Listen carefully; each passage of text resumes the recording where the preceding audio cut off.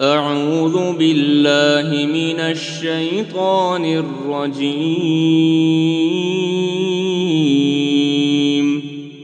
بسم الله الرحمن الرحيم.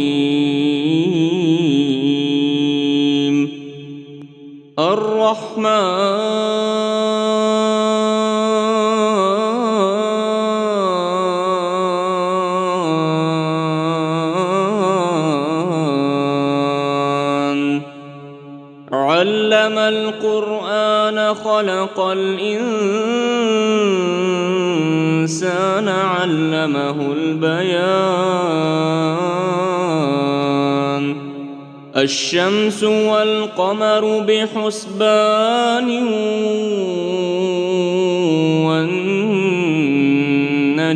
والشجر يسجدان والسماء رفعها ووضع الميزان ألا تطغوا في الميزان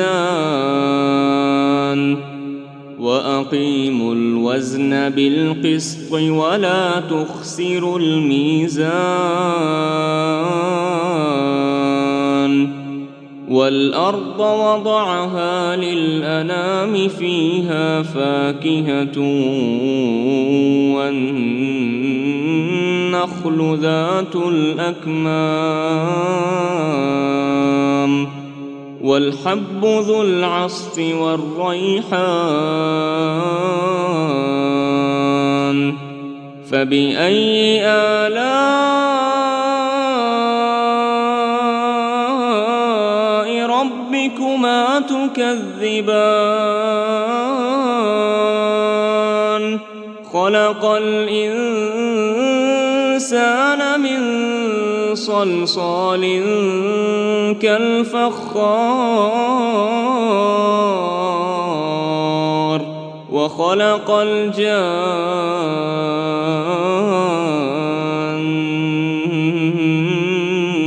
من مارج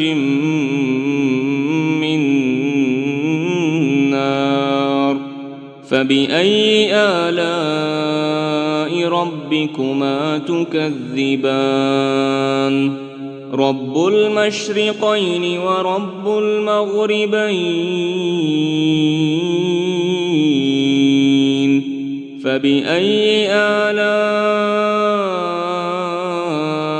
ربكما تكذبان؟ مرج البحرين يلتقيان بينهما برزخ لا يبغيان. فبأي آلاء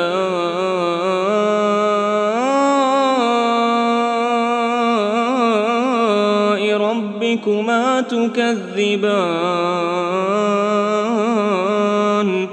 يخرج منهما اللؤلؤ والمرجان. فبأي آلاء ربكما تكذبان؟ وله الجوار المنشآت في البحر كالأعلام.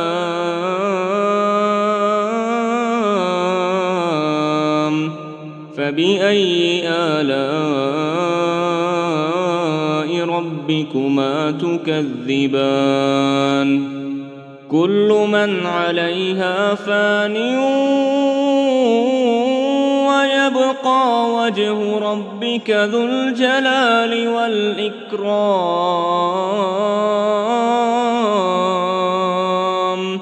فبأي آلاء ربكما تكذبان؟ يسأله من في السماوات والأرض كل يوم هو في شأن. فبأي آلاء ربكما تكذبان؟ سنفرغ لكم أيها الثقلان فبأي آلاء ربكما تكذبان يا معشر الجن والإنس إن استطعتم أن تنفذوا من أقطار السماوات والأرض فانفذوا لا تنفذون إلا بسلطان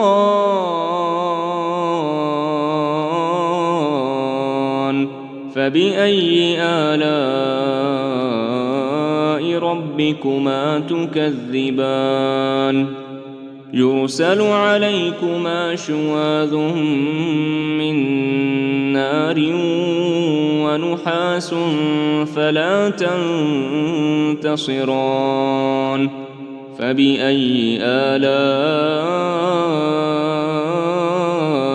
ربكما تكذبان فإذا انشقت السماء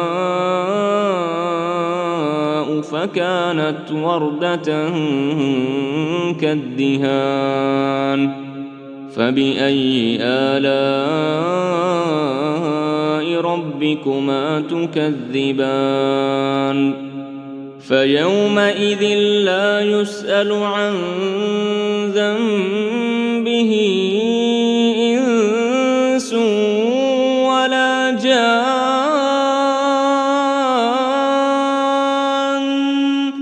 فبأي آلاء ربكما تكذبان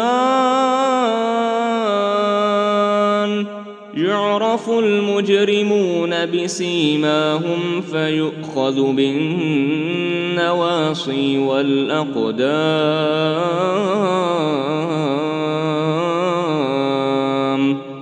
فبأي آلاء ربكما تكذبان هذه جهنم التي يكذب بها المجرمون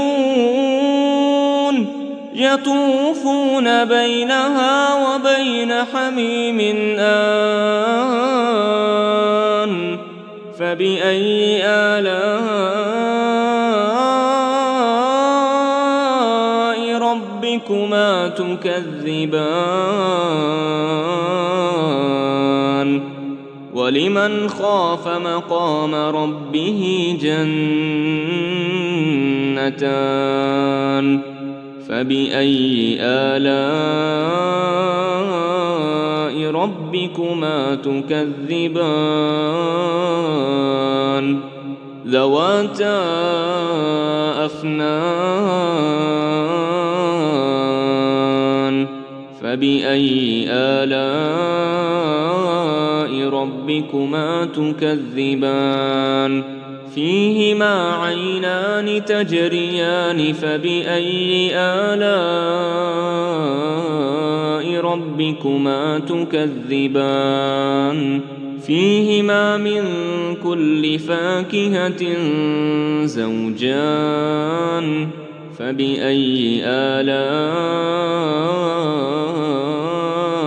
ربكما تكذبان متكئين على فرش بطائنها من استبرق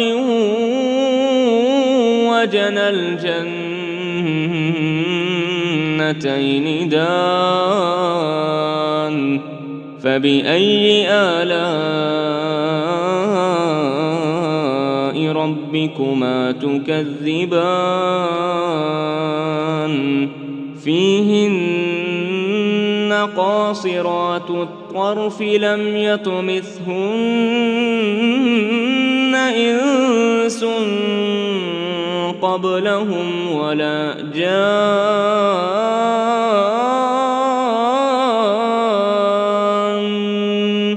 فبأي آلاء ربكما تكذبان كأنهن الياقوت والمرجان فبأي آلاء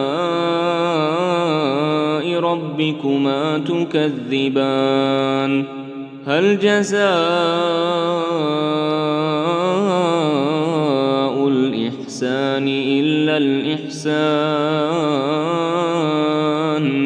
فبأي آلاء ربكما تكذبان ومن دونهما جنتان فبأي آلاء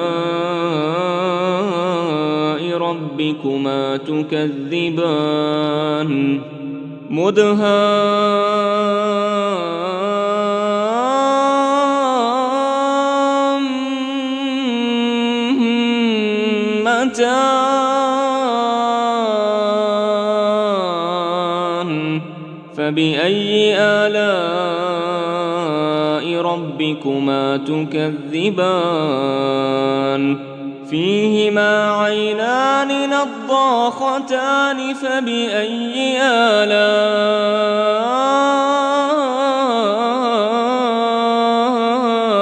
ربكما تكذبان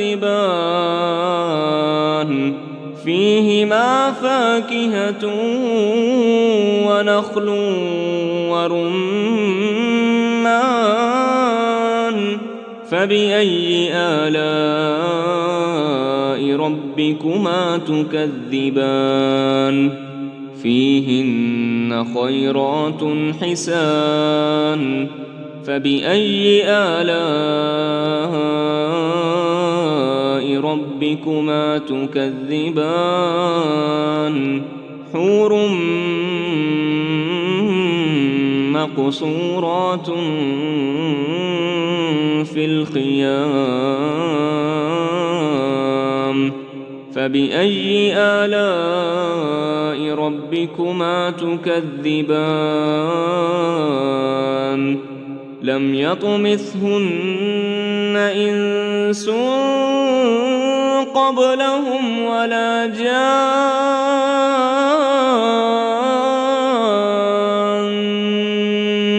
فبأي آلاء ربكما تكذبان متكئين على رفرف خضر وعبقري حسان فبأي آلاء ربكما تكذبان تبارك اسم ربك ذي الجلال والإكرام